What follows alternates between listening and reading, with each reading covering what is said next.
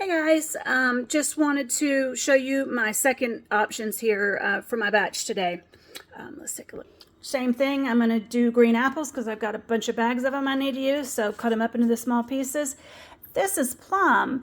This is something that I got from our local farmer's market. You want to go there if you can because the food just tastes so much better. And if you're not going to use it right away, this is what you can do for your kombucha. It's fantastic. Take it, slice it.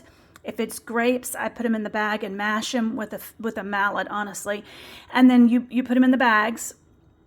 Put them in the bags, mash it, and then open the bags, and you put in about 1/4 of a cup, maybe 2 tablespoons of sugar, and then pop it in the freezer. And that sugar actually, well, you can put it in the fridge if it's going to be used within the next day or two, but put it in the freezer if it's going to be longer than that. But that sugar just leaches all of the deliciousness out of the fruit, helps it go into the kombucha even faster.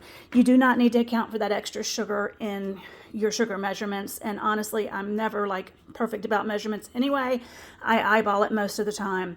You also, whenever I do my kombucha and it's just the plain kombucha, I put the date on here so I know when I made it, so I know when I'm harvesting it. So this was the 6th.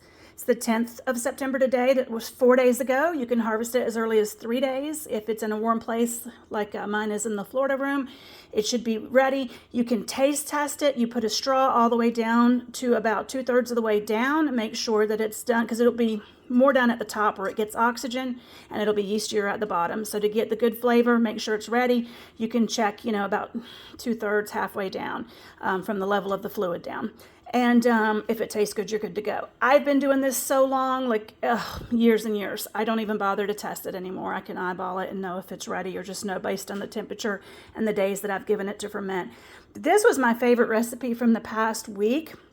I could not believe how good the kombucha was. So it is green apple and the plum. And so you want about 16 ounces of fruit, whether you do fresh fruit or whether you do frozen fruit. So before, when I was just using primarily apple, and then I had the beauty berries, which were smaller, I used 4 apples. But if I'm going to use something like that was 3 plums.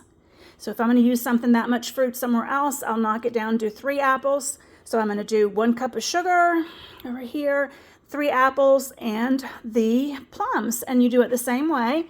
You put in your sugar, put in your plums.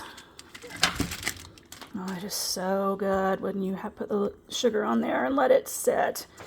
Throw in your apples. Let's see what else to work with here. So good. And I've washed my apples. I washed my plums really well with a little bit of organic dish soap.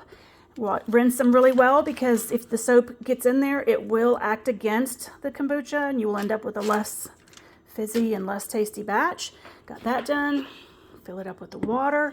What I do here is I put a label on, just slap a gold label on like I did with the other one, and I put the date just in case I forget when it needs to be harvested.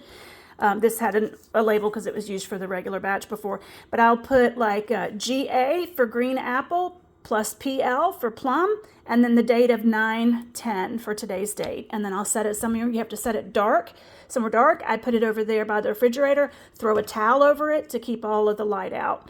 And then in 3 days, it'll be ready to be bottled. And then after that, 3 to 6 days after bottling it, it is extremely fizzy and ready to be consumed. But I will show you that when we get there. So happy brewing.